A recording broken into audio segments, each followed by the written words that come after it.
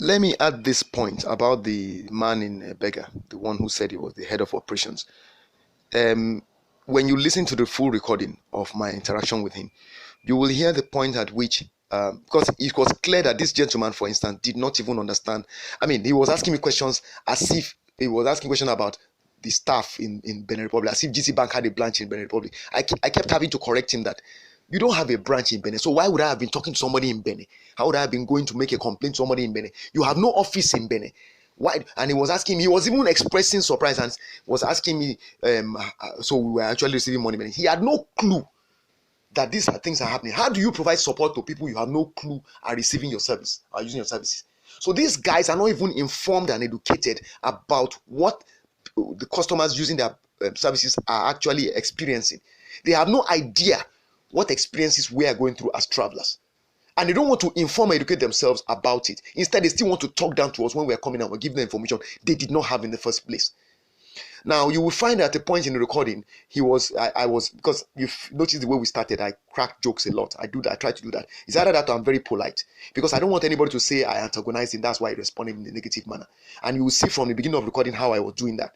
So at the point, I saw the way he was cutting into my narrative, each time cutting me off and asking questions that he did not understand. Though that there was no office in Benin where I could have been talking to anybody. So I said, if it had been there, I made a point. It was just like to just lighten up. I said, if it had been there, I would have slapped him on the head. He said, so you'd have slapped him. Is that what you people do in Benin? And you could see the way, because I was criticizing. The first thing I've noticed about all of them is the minute you are criticizing, particularly those ones that are seen that they think they are senior. Once you begin to try and criticize or call them to order or call them out for what they've done as wrong, they get aggressive. Okay, they begin to take you up aggressively. So he said, is that what people do? And I said, he said, you slap people. And I said, no. And I said, we don't slap people. It's not like in Nigeria. You listen to that exchange. Basically, I just made fun. And I told him, anyway, that's a joke. Let's go back to what we're saying. I said that. But you could see that he was trying to pick on that, to use it as a basis to get offended in order to end the conversation. Because he didn't like the fact that what I was trying to point out was that the service had been completely inefficient. And he didn't like that I was pointing at that, and he would have to answer for that. At a point, he dismissed everything I was saying. His boss, I'll talk to him later. I was expecting what I would have expected you, the one I expect you to talk about. What do you mean what you expect me to talk about? For a full month, I get no response. Then I have to come to Nigeria to get response. Then you are wanting me to talk about that when you could have addressed it from the beginning without my needing to come to Nigeria. So if I was in China, I would have come to Nigeria for you to address my issue. So you can see the attitude is an attitude of impunity. And it's not peculiar to GTB people. All I'm saying that GTB are the ones I'm dealing with, and I'm raising that issue, and it's not the first time. That's what I'm saying. Nigerian banks have gotten used to treating people however they please, because most Nigerians, I'm going to be honest, I'm going to say this. Generally, Nigerian society is a society in which majority of people are very abusive in disposition. We are verbally abusive, we are emotionally abusive, we are physically abusive towards one another. Abuse has been normalized in Nigeria. That's why many people they're not even sensitive to the fact that they are abused or subjected to abuse or disrespect by their service providers. For instance, the banks, they've so conditioned Nigerians to accept abuse. There's no effort made to put the client into consideration. This article on your screen is an article I deliberately want to put. I'm not trying to teach anybody anything. I'm just trying to point out what the responsibility of a service provider is to the person that's paying for the service. Because the banks are not doing us a favor. It's not a free service. It's not a public service. You are getting paid to take care of our money and handle it for us. And you are disrespecting and abusing us at the same time. This is the way I feel. And I'm not alone in this, the way I feel. In fact, a lot of people have told me stories since I came back about terrible things that have been done by the bank. But that's a story for another recording. So this article talks about how emotional intelligence is so critical to provision of excellent customer service, because there seem to be very few consequences to not providing top quality or top class customer service to customers in Nigeria. A lot of Nigerian companies think they can do whatever they like to people. No problem. But understand that with technology, things are going to get better, and customers are going to have a way to get back at those people that abuse them. I feel abused, I feel disrespected, I feel exploited by my bank. Understand my point. It's not about you saying you've now addressed the issue. I had to come to Nigeria. It took me a month. In fact, I had to be called in by a client company before I said, okay, you know what, let me not, because it didn't make sense for me to travel all the way back down to Nigeria to address this. At what cost? It would have cost me about 10,000 naira, and I wanted to retrieve 10,000 naira, so it made no sense. Then you see, the thing is, I had to now come only to have this conversation where I was being talked down to by people who are supposed to be my bankers. Another thing, the banks seem not to understand that they cannot just tell you to begin to use phone calls to follow up issues from Benin Republic or outside the country, anywhere else. The exchange rate of the naira to most currencies now is crazy.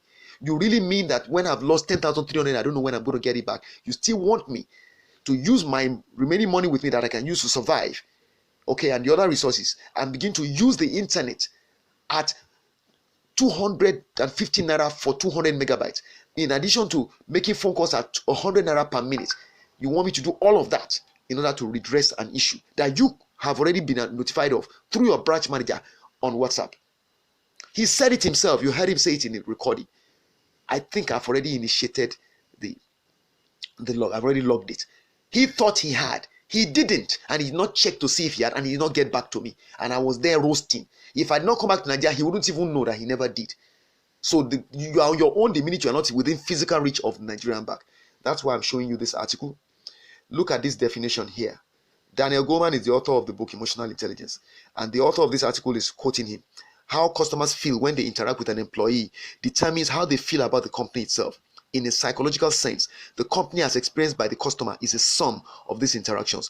Loyalty is lost or strengthened in every interaction between a company and its customers. Like I said, banks generally in Nigeria take customers for granted. They don't care because they have more customers than they can deal with. So they don't give a damn if you drop out or you don't. And because you're not rich, most times the people that are complaining to them are not big people. So they feel they can dispense with you anyway.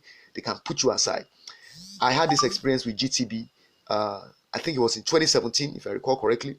I'm just opening up the article. I had to write an article based on it because my website was down for 48 hours because of it. They never notified me. All right. And what I'm saying is that the same attitude continues even now. Okay. You're dispensable. They don't really care how you feel. They do what they like, and to hell with you. That's the attitude. You see, then when you make enough noise, they will now say, okay, sorry now. It's like the sorry is like when they say that's it. It rubs off all the insult, all the pain, all the suffering of, for instance, in my case, 30 days. It doesn't matter to them.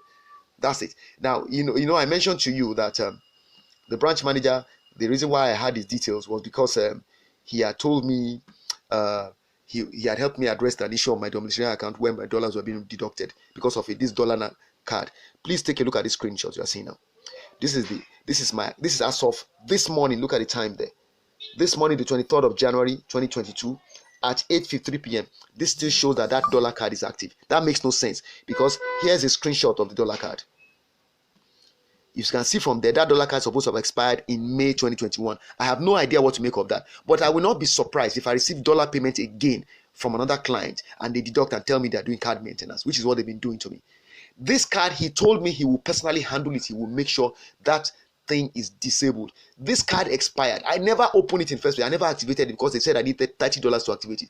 I never activated it in 2017 or 2018. I never activated it, and yet they began to charge me for it. Now it's supposed to have expired. This thing is still showing that it's active. You begin to wonder, is that a booby trap or what? That is what you go through at the hand of your bank in Nigeria. Like I said, GT Bank is an embarrassment to banking. I'm saying this, quote me, and I'm going to continue this thing. I'm not going to stop. I'm not looking for apology. I'm looking for a change in behavior. Oh, and by the way, lest we forget, the thing to keep in mind is this. At the end of the day, what I've now been given is a piece of paper that is supposed to tell me that transaction was successful. Now, imagine if my branch manager, who I communicated with immediately within 24 hours, had replied me during that time frame when I was in Benin. Imagine how convenient it would have been for me to simply go back and demand immediately that gentleman pay. Let's assume that this is true, what they're telling me is true. If I go by what is on that piece of paper, it would have just been easy for me to just say, gentlemen, my bank has already said that the money has reached your end. You have no excuse. You've got to give me my money. I will be able to take him up. I have friends in the National Police Headquarters, Police Central. I could have done that. I couldn't do anything. I had no proof. I had no information. I had no response. I had no feedback from my branch manager. My bank said nothing to me. Okay. I had no information to work with. Then I had to come all the way to Nigeria. And it's now convenient for them to tell me, oh, the payment went through. But they could have taken timely action to give me the customer support that was due to me. I wasn't asking. This is not like I walked off from the streets and asking GT Bank. I have been their customer for many, many years. It doesn't matter whether I'm a millionaire or not. I am paying for every service I get. There's nothing you'll be doing for me free that is not supposed to be paid for. So that's what my point is. I have now lost money. Technically speaking, that's what they're trying to tell me, because this other man has taken my money and has claimed that he has not received the money, even when they, as far as they're concerned, are saying the money and pay. But I couldn't find that out until I came to Nigeria after 30 days because my bank refused to do its work. That's a big issue. So I'm not letting it go.